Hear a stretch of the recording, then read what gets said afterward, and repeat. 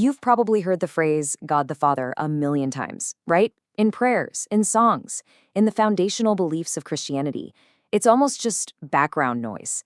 But what if I told you that familiar phrase is actually at the center of a huge, passionate, and really complicated modern debate? Well, that's exactly what we're going to dig into. I mean, think about it. For almost 2,000 years, this single line has been an absolute cornerstone of Christian faith.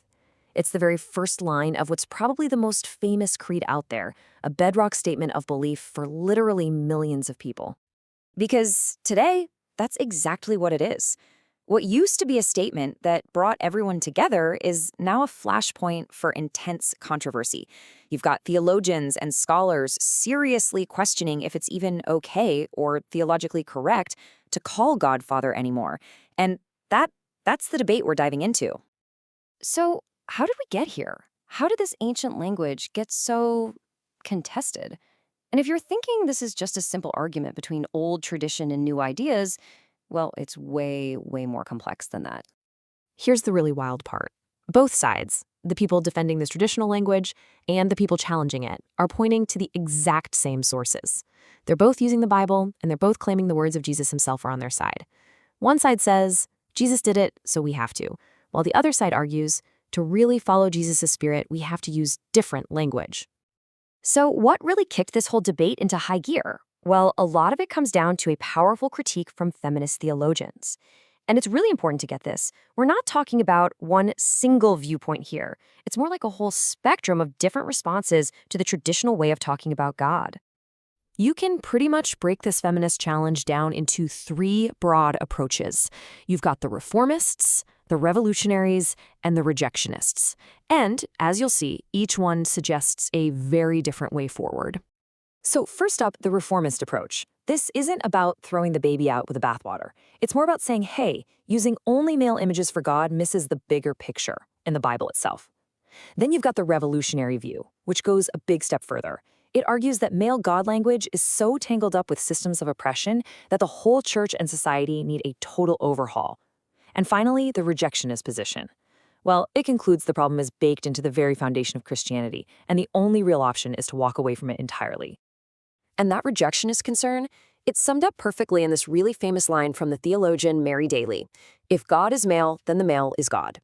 The argument here is pretty powerful. If you only ever use male language for the ultimate divine being, you inevitably end up elevating human men, which creates a system that's biased against half the people in it.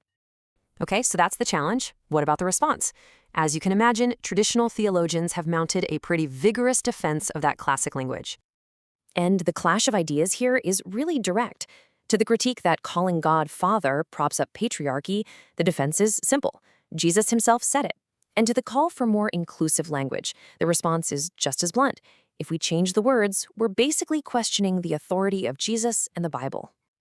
So the defense kind of builds on itself. It all starts with historical precedent. Jesus called God Father. Full stop. Since he's the model, that's seen as the final word. That, of course, ties right into scriptural authority. But some theologians take it even deeper. They argue that Father isn't just one metaphor among many. It actually became a proper name for God, revealed through Jesus. And you can see how everything in the traditional defense really hinges on what the historical Jesus actually did and said, which of course leads us to the crucial question at the absolute heart of this whole scholarly and theological storm.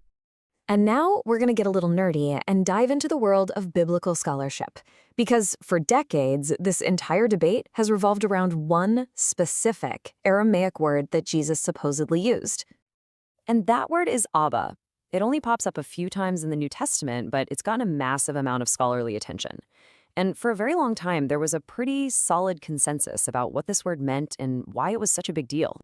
This was thanks, in large part, to a super influential scholar named Joachim Jeremias. He basically established what everyone took as fact for decades. His argument was that when Jesus called God Abba, it was something totally new, completely unheard of in the Judaism of his day. It was seen as the key to his intimate, unique relationship with God. But what if that assured result wasn't so assured after all? Because in recent decades, scholars have started to poke some serious holes in this consensus, questioning every single piece of Jeremias' argument, even down to whether Jesus actually used the word Abba at all. So you end up with this scholarly standoff. On one side, you have the old consensus from Jeremias. Jesus' use of Abba was unique, a radical break, a game changer. But on the other side, you've got scholars like Mary Rose D'Angelo arguing that the evidence actually shows continuity with Judaism, not a break. And, she says, the evidence in the Gospels is so thin we can't even prove Jesus used the word in the first place. Now, in the middle of all this academic back and forth, one thing has become surprisingly clear. That popular idea that Abba means daddy? Yeah, that's just wrong. Scholars have pretty much completely debunked it. It was a familiar, respectful term that adult sons and daughters used for their fathers. It wasn't baby talk. In fact, even Jeremias himself, the guy who helped make the idea famous, later retracted it. Okay, so we've gone from ancient creeds to modern critiques, all the way down into the nitty-gritty of scholarly arguments. So what does it all mean? Why does a controversy over a single word matter so much? Well, it matters because this debate forces us to face some of the biggest questions there are.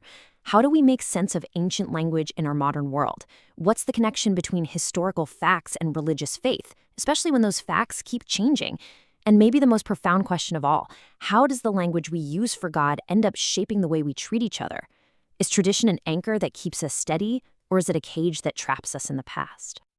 Ultimately, I guess that's the question at the very heart of all this. Is Father a timeless, divinely revealed name for God that we have to preserve no matter what? Or is it a powerful but historically specific metaphor, one that every generation has to wrestle with and reinterpret for itself? The answer to that question is still shaping the future of faith.